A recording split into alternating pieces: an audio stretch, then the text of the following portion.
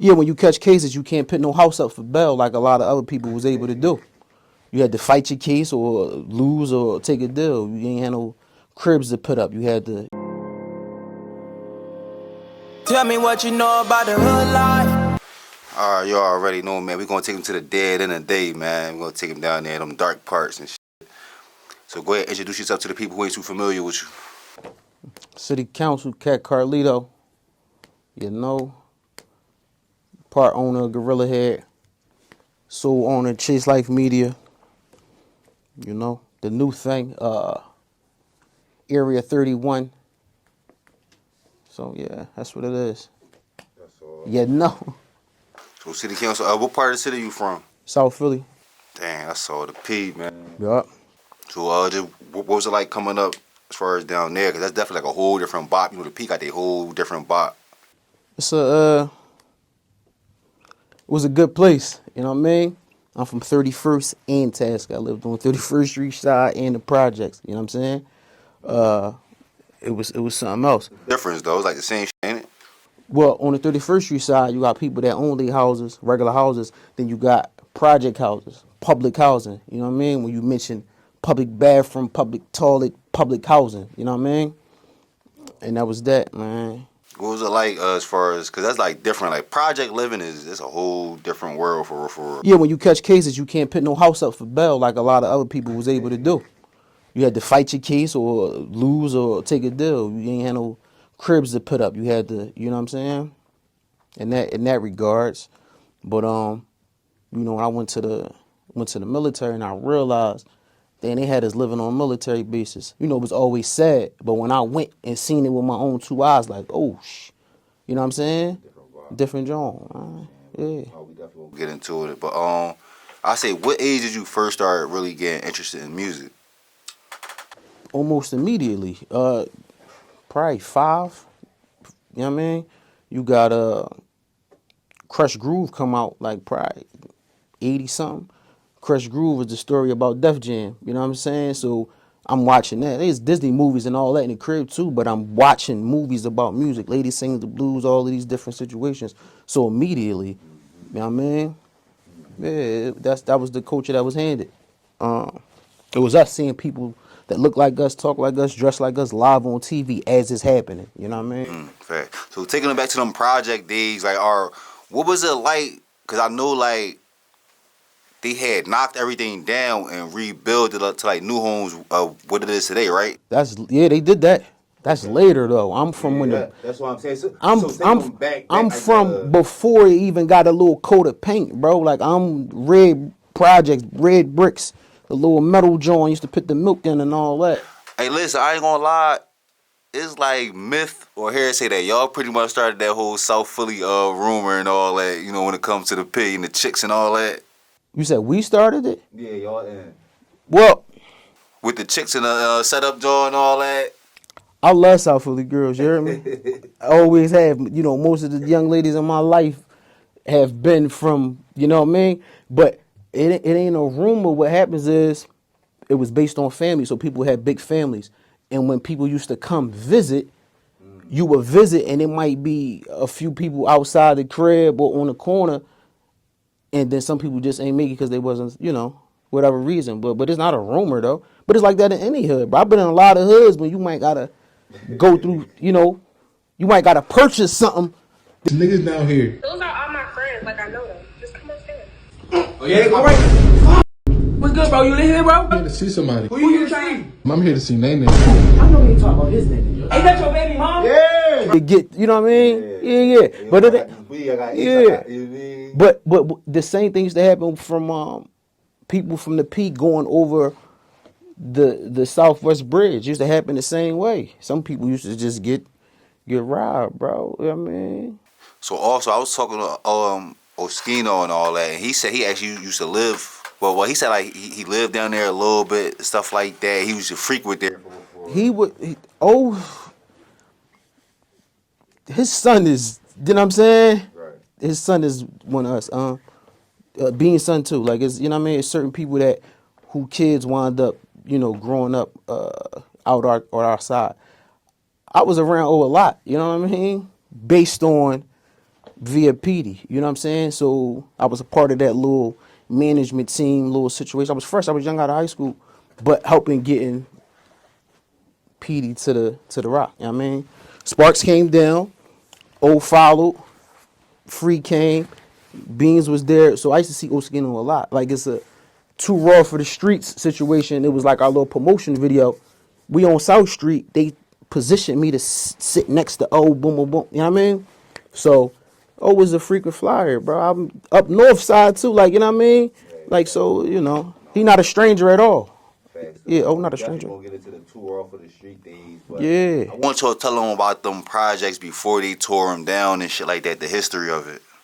The history of it was the same issue that you have going on now, like our community, where you got one side of the community beefing with the other side of the community. You know what I'm saying? Like I said, I was fortunate to live in every section of my hood. Like everybody, you know what I'm saying?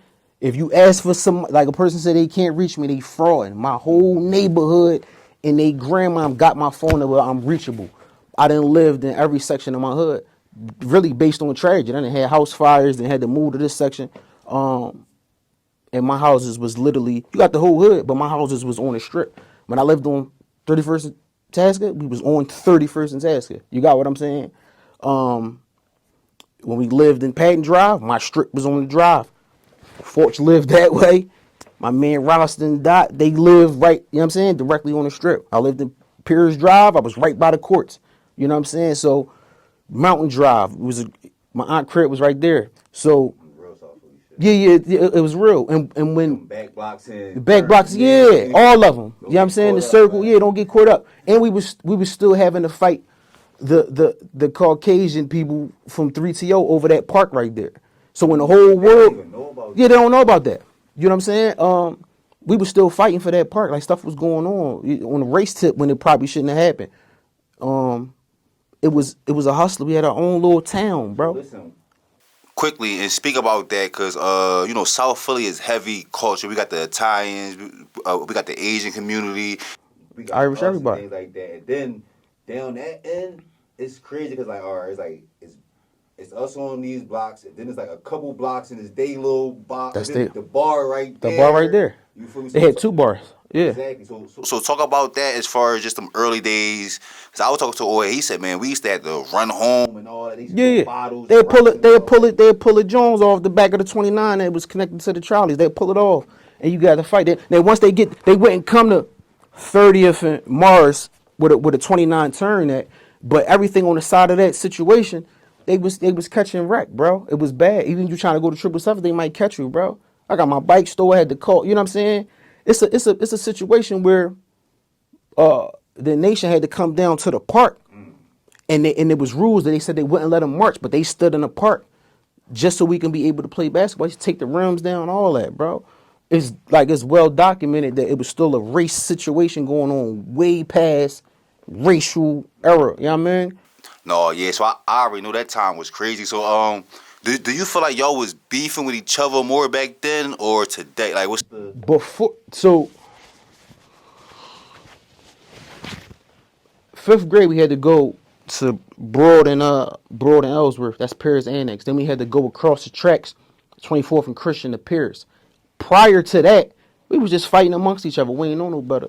But when we got the middle school and the whole hood, you know what I mean? The whole P, like, make some tasks and motherfuckers is fighting, bro. Like, if motherfuckers running home every day. yo? Yeah. Why are you rolling on niggas, bro? Y'all.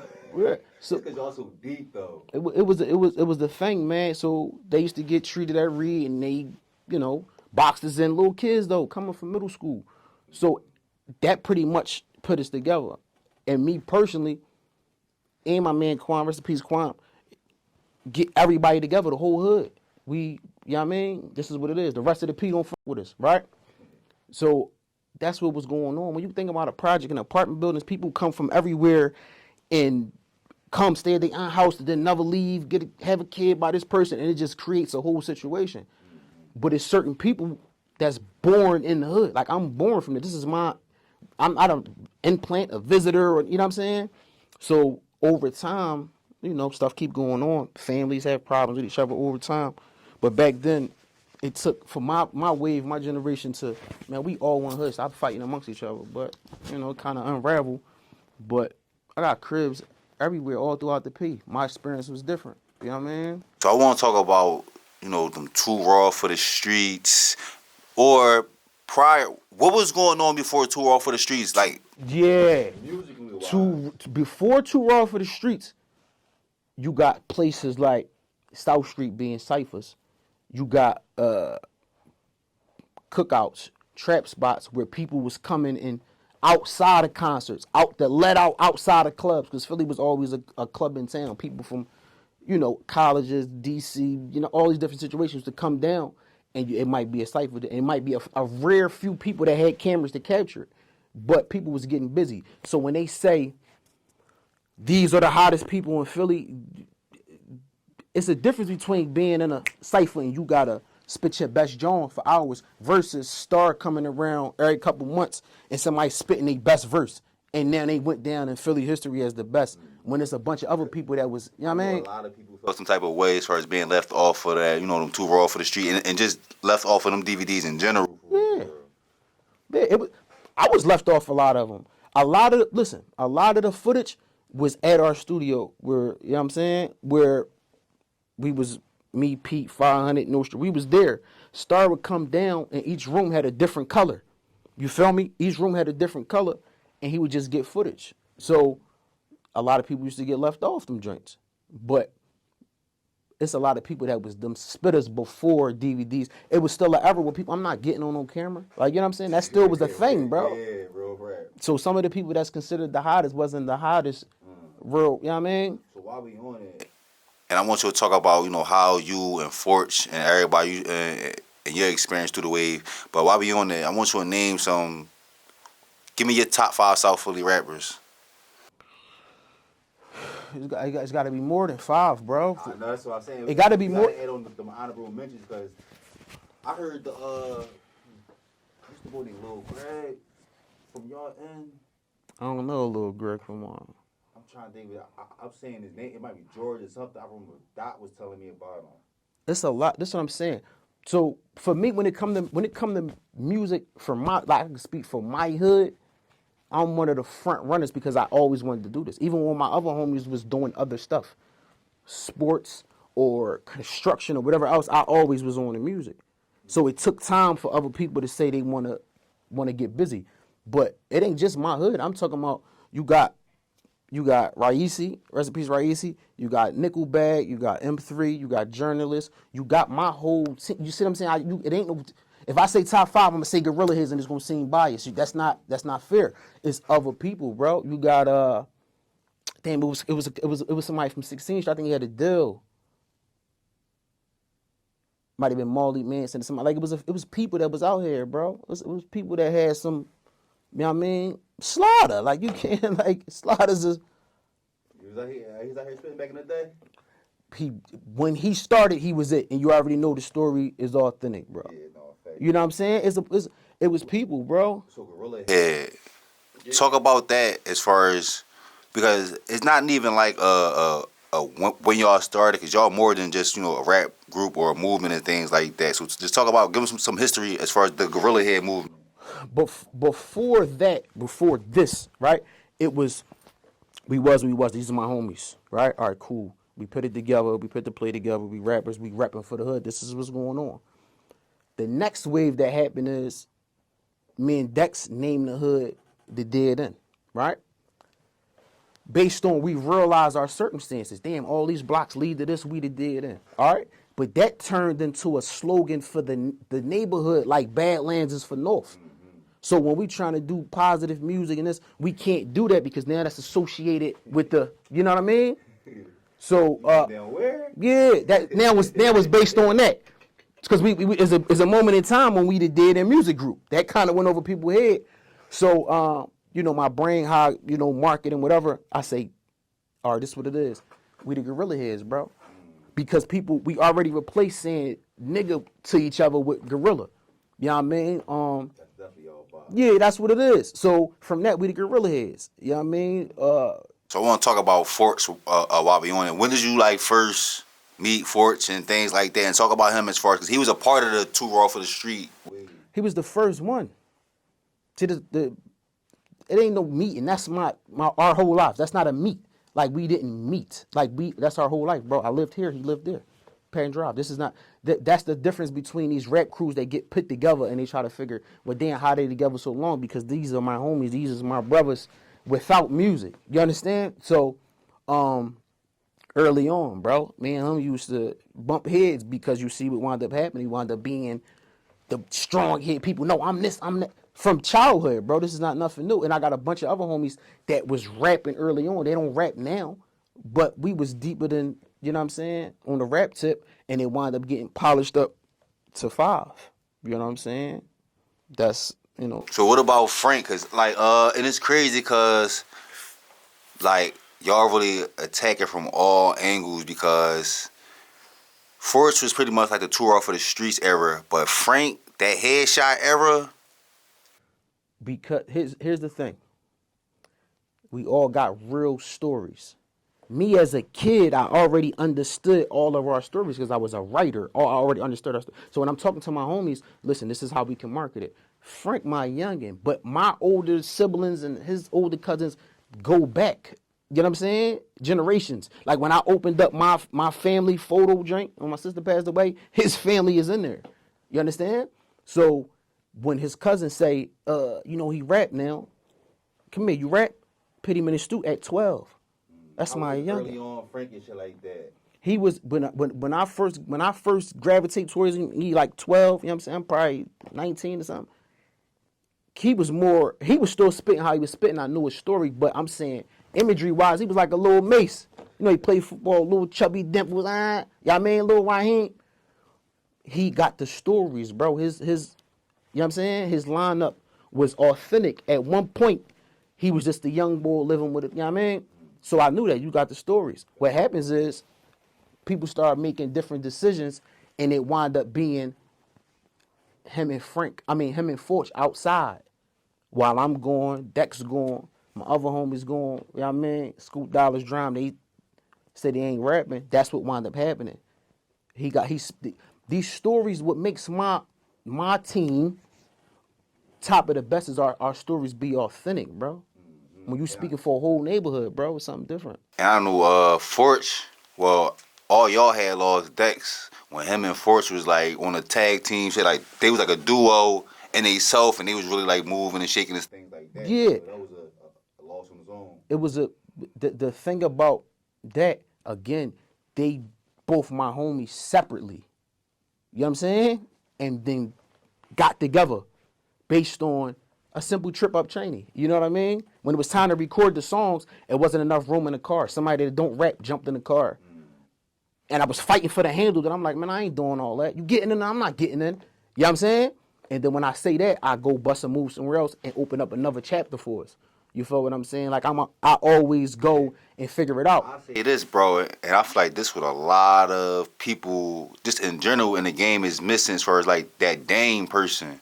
Yeah. That person who gonna be able to maneuver, get things done that need to be done, because rappers got a different type of mission. So when you touch on that, what I wound up doing, several phases of this, is by me being around different cultures and different business plays, I wind up saying, all right, I'm gonna fall back from rap just a little bit and be that voice for my team.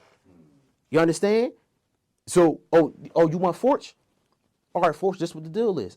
All right, cool, this is how we gonna do it. Even our conversation today, and I want to shout you out though, bro, because listen, since I met you, bro, you always been a genuine nigga. You always been about the team. Yeah. You always been putting the team first before yourself, and that's needed in any group or any, just to be successful, that's needed. And I know that's hard for a lot of people and a lot of artists, and this is what hold a lot of us back from being successful, not being able to sacrifice for the greater one. So I say, thank you. You've always been like that. Thank you. Since you met, so the thing about that is, that's the day reference. They coming to see me. They coming to see the Temptations. You know, they came to see us. You know what I mean? Ain't nobody coming to see you, Otis. Yeah, everybody want to be. So even when it come to other people teams, you know, it's other people. Like when you think of Big Fella, me and Big Fella was in some tight situations. And he seen me react and he said, yo, cuz said if this thing, he did something that I felt I owe him for, right? When it come down to it, you know this for a fact. Bro have saved, if he got 10 people with him at a certain time, he has literally saved 8 of their lives before, bro. Bro, and somebody got stabbed, he went to the hospital, somebody got hit by a car, like you know what I'm saying? So when it come down to it, that movement, Gorilla Heads movement, and that movement, we was outside at the same time. So it's all about team and giving, no, this is how we got to do it. If you know how to do something and I know how to do something, we put it together, it'll work out. We don't got to say lifetime business partners, but we can help each other along the way, bro. Right, that's what it's about. Yeah, bro. And that's what I've learned from other coaches. And I always took it back to listen, this is how we got to do it. We got to do it this way to win. So, that's just how it's been, bro. Yeah.